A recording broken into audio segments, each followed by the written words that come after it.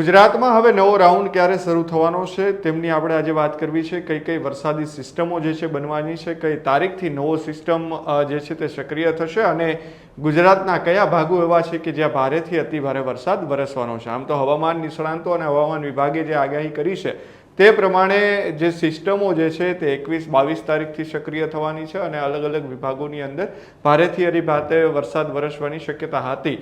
પરંતુ હવે જે સમાચાર સામે આવી રહ્યા છે અને હવે જે સિસ્ટમ બનવાની છે તે કંઈક સિસ્ટમ વહેલી બની રહી છે અને તેમના જ કારણે ગુજરાતના અનેક ભાગો એવા છે કે જ્યાં ભારેથી અતિભારે વરસાદ અને મધ્યમ વરસાદ જે છે તે વરસવાનો છે. આપણે મારી પાછળ અત્યારે હું બતાવવા જે જઈ રહ્યો છું તે કે જે સ્કાયમેટ વેધર જે છે તેમના દ્વારા જે આગાહી કરવામાં આવી છે, જે 21-22 જે સિસ્ટમ સક્રિય થવાની હતી અને જે વરસાદ પડવાનો હતો તે હવે થોડી વહેલી આ સ્કાયમેટ વેધર જે છે તેમના દ્વારા આગાહી કરવામાં આવી છે. આ જે ભાગ તમે જોઈ રહ્યા છો આખું ગુજરાત છે. આ ગુજરાતના ભાગની અંદર જે છે તે આપણને જે બ્લુ ભાગ અત્યારે આપણને જે દેખાઈ રહ્યો છે એટલે કે આ ભાગની અંદર હવે જે દક્ષિણ ગુજરાત છે, ઉત્તર ગુજરાત છે, મધ્ય ગુજરાત છે ત્યાં 16 તારીખથી વરસાદ પડવાનું શરૂ થઈ જવાનું છે. હળવોથી મધ્યમ વરસાદ, ભારે વરસાદ જે છે તે 16 તારીખે વરસી શકે છે. એટલે કે જે દક્ષિણનો ભાગ છે ત્યાં સૌથી વધારે વરસાદ રહે તેવી શક્યતાઓ અત્યારે સ્કાયમેટ જે વેધર છે તેમના દ્વારા જે ફોરકાસ્ટ બહાર પાડવામાં આવતું હોય છે તેના આધારે કરવામાં આવી છે. એટલે કે જે સિસ્ટમો વહેલી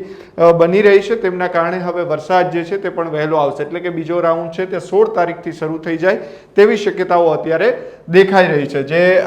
જે આપણને બ્લુ જે અત્યારે ભાગ દેખાઈ રહ્યો છે, જ્યાં જ્યાં પણ છે ત્યાં વરસાદનો આ ભાગ દેખાડવામાં આવી રહ્યો છે અને 16 તારીખથી આ સિસ્ટમ જે છે તે સક્રિય થવાની છે. હવે આગળ આ સિસ્ટમ કેવી રીતે વધવાની છે, 17 તારીખે કેવો વરસાદ રહેવાનો છે તેમની વાત કરીએ. ઓલો જે ગુજરાત, દક્ષિણ ગુજરાત, મધ્ય ગુજરાત, ઉત્તર ગુજરાતની અંદર આપણને વરસાદ દેખાઈ રહ્યો હતો. હવે જે 17 તારીખની વાત કરીએ તો 17 તારીખમાં સ્કાયમેટ ફોર્મેટ જે ફોરકાસ્ટ છે, સ્કાયમેટ વેધર ફોરકાસ્ટ તેમના દ્વારા જે આગાહી કરવામાં આવી છે તો ગુજરાતની અંદર આપને હું આ બતાવી રહ્યો છું તે પ્રમાણે કે સૌરાષ્ટ્રના જે મોટા ભાગના ભાગો છે, જે કચ્છના ભાગો છે ત્યાં પણ હવે વરસાદ વરસવાની શક્યતા વ્યક્ત કરવામાં આવી છે. એટલે કે 17 તારીખે જે 16 તારીખથી પહેલો રાઉન્ડ શરૂ થવા જઈ રહ્યો છે તેમાં આખા ગુજરાતની અંદર હળવોથી મધ્યમથી ભારે વરસાદ રહેવાની શક્યતા જે છે તે અત્યારે આપણને દેખાઈ રહી છે. કારણ કે જે 20-21 તારીખની આગાહી કરવામાં આવી હતી તેમના કારણે હવે જે સિસ્ટમો સક્રિય થઈ રહી છે અને વહેલી સિસ્ટમો બની રહી છે તેમના કારણે વરસાદ જે છે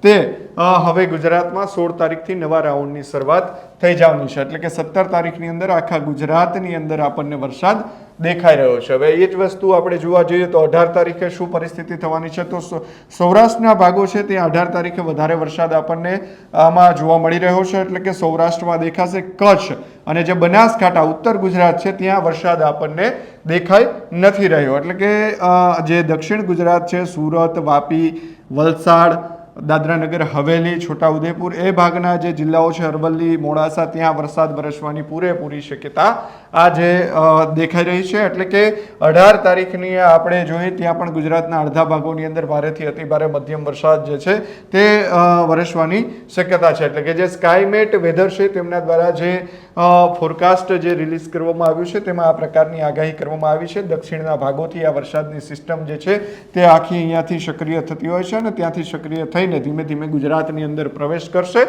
અને 16 તારીખથી એટલે કે વરસાદનો જે નવો રાઉન્ડ જે છે તે શરૂ થઈ જવાનો છે. હવે મીંડીના માધ્યમથી આપણે એ પણ જાણીએ કે જે વરસાદ છે તે આજે આવતીકાલે અને ગુજરાતની અંદર હવે કેવો રહેવાનો છે. કારણ કે અત્યારે આપ જે આ વિંડીના માધ્યમથી આપણે જોઈ રહ્યા છીએ તો વિંડીના માધ્યમથી આ ગુજરાતનો આખો આ મેપ છે. ગુજરાતની અંદર ક્યાં આજે હળવોથી મધ્યમ વરસાદ જે છે તે વરસી શકે છે તેમની આપણે વાત કરીએ બપોરે 3 થી 4 વાગ્યાની અંદર.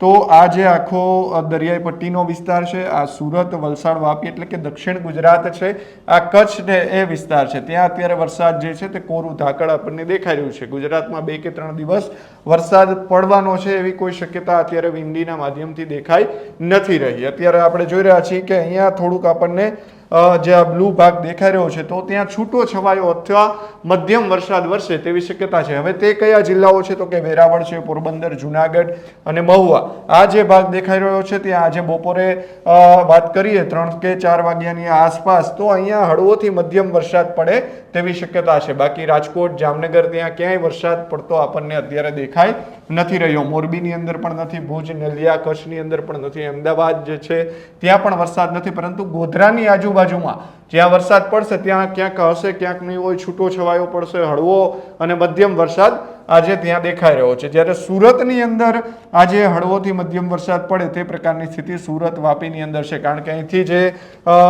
જે પશ્ચિમ જે આપણને બંગાળની ખાડી છે ત્યાંથી જે લો પ્રેશર સર્જાતું હોય છે ત્યાંથી જે અત્યારે ઠંડા પવનની લહેર આવી રહી છે અને તે અત્યારે આ બાજુ જઈ રહી છે સુરત ને એ બાજુ દક્ષિણ બાજુ, તેમના કારણે અહીંયા હળવોથી મધ્યમ વરસાદ વરસી શકે તેવી શક્યતા છે. પરંતુ સૌથી મોટી વાત એ પણ છે કે જે બાવી વાવાઝોડું આવી રહ્યું છે જે તાઇવાનની અંદર અત્યારે પહોંચ્યું છે તેમના કારણે ભારતના કયા ભાગોની અંદર અસર થવાની છે તે પણ આપણે જાણવાની છે. કારણ કે આ સૌથી વિનાશક વાવાઝોડું છે બાવી. કારણ કે અત્યાર સુધી જ્યારે જ્યારે પણ તે આવ્યું છે ત્યારે વિનાશ વેર્યો છે અને તેમના જ કારણે અત્યારની વાત કરીએ તો એ બાવી વાવાઝોડું છે તે તરફ અત્યારે તાઇવાનને એ બાજુ અત્યારે આ સિસ્ટમ જે છે તે બની રહી છે ને તેમના કારણે આપ જોઈ રહ્યા છો કે આ તાઇવાનનો ભાગ છે અને ત્યાં આ બાવી વાવાઝોડાની આગ છે અને ત્યાં અત્યારે ખૂબ જ પ્રેશરથી આ વાવાઝોડું જે છે તે ચાલી રહ્યું છે અને તમામ જે પવનોની લહેર જે છે કે જે ગુજરાત તરફથી જઈ રહી છે તે અત્યારે અહીંયા બાવી વાવાઝોડું જે તાઇવાન બાજુ છે ત્યાં જઈ રહ્યું છે ને ત્યાં સૌથી વિનાશક વાવાઝોડું જે છે તે અત્યારે આ માનવામાં આવી રહ્યું છે. બાવીનો ઇતિહાસ જોઈએ તો જ્યાં જ્યાં પણ આવ્યું છે ત્યાં વિનાશક આવ્યું છે ને ટોપ 5 વાવાઝોડાની અંદર આ બાવીને સ્થાન આપવામાં આવ્યું છે. હવે ગુજરાતની અંદર આપણે જોયું એ પ્રમાણે કે ગુજરાતમાં અત્યારે હવે ક્યાંય વરસાદ આપણને દેખાતો નથી. હળવો અને મધ્યમ વરસાદ જે છે તે વરસવાનો છે. એટલે કે આ પ્રકારની સ્થિતિ છે. હવે 16 તારીખથી કેવો વરસાદ રહેવાનો છે તે પણ આપણે સ્કાય મેટ વેધર છે તેના જે ફોરકાસ્ટ છે તેના પ્રમાણે જાણ્યું. પરંતુ હવે જે હવામાન વિભાગ છે તેમના દ્વારા શું આગાહી કરવામાં આવી છે તે પણ આપણે હવે જોવાના છીએ. હવામાન વિભાગ છે તેમને આજે અને આવતીકાલે 2 કે 3 દિવસ કેવા રહેવાના છે અને તેમના દ્વારા શું આગાહી કરવામાં આવી છે તે પણ આપણે જોઈએ. કારણ કે જે પ્રકારે હવામાન વિભાગ છે તેમના દ્વારા છૂટો છવાયો હળવો વરસાદ જે છે તેમની આગાહી કરવામાં આવતી હોય છે ત્યારે ફરી એક વખત આપણે જોઈશું કે હવામાન વિભાગે આજે, આવતીકાલે અને 2 કે 3 દિવસ કેવા વરસાદની શક્યતા રહેવાની છે. આ હવામાન વિભાગ જે છે તેમની પ્રેસ રિલીઝ થતી હોય છે તેમાં આપણે અત્યારે જોઈ રહ્યા છીએ કે કેવો વરસાદ રહેવાનો છે.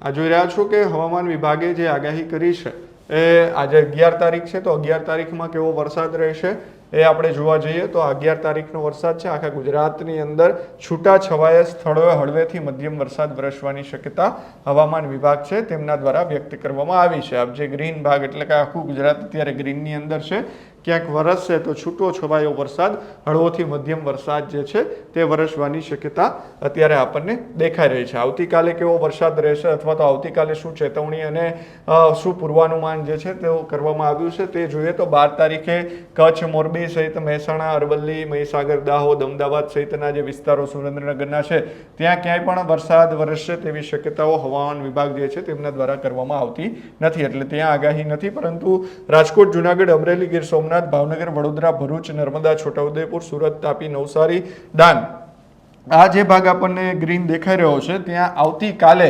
હળવોથી મધ્યમ વરસાદ, છૂટો છવાયો વરસાદ વરસી શકે છે અને 13 તારીખે સેમ એઝ ઇટ ઇઝ સ્થિતિ છે. થોડા 1-2 જે જિલ્લાઓ છે તેમાં ફેરફાર થાય છે. જુનાગઢ, અમરેલી, ગીર સોમનાથ, ભાવનગર, વડોદરા, ભરૂચ, નર્મદા, સુરત, નવસારી, દક્ષિણ ગુજરાત અને સૌરાષ્ટ્રના અનેક જે ભાગો છે ત્યાં હળવોથી મધ્યમ વરસાદ વરસવાની શક્યતા છે. એટલે આ પ્રકારે હવામાન વિભાગ જે છે તેમના દ્વારા આગાહી કરવામાં આવી છે. પરંતુ સૌથી મહત્વની વાત તો એ છે કે જે પ્રથમ રાઉન્ડ જે આવ્યો છે તેમની અંદર જળબંબાકારની સ્થિતિ સર્જાઈ હતી. પરંતુ જે જિલ્લાઓની અંદર સુરત, નવસારી સહિતના જે વિસ્તારો છે, સૌરાષ્ટ્રના અનેક ભાગો છે, માંગરોળ, જુનાગઢ જ્યાં ભારેથી અતિભારે વરસાદ વરસ્યો હતો. પરંતુ જે આ કચ્છ, વાવ, થરાદ, બનાસકાંઠા, પાટણ, મહેસાણા, દેવભૂમિ, દ્વારકા જે જિલ્લાઓ છે ત્યાં વરસાદ નહોતો વરસ્યો અને ત્યાંના ખેડૂતો અને ત્યાંના લોકો પણ વરસાદની રાહ જોઈ રહ્યા છે. ત્યારે હવે તેમના માટે પણ રાહતના સમાચાર છે, કારણ કે 16 તારીખે જે સિસ્ટમ નવી બની રહી છે તેમના કારણે જે વરસાદ આવવાનો છે તે વરસાદના કારણે સાર્વત્રિક વરસાદ જે છે તે ગુજરાતની અંદર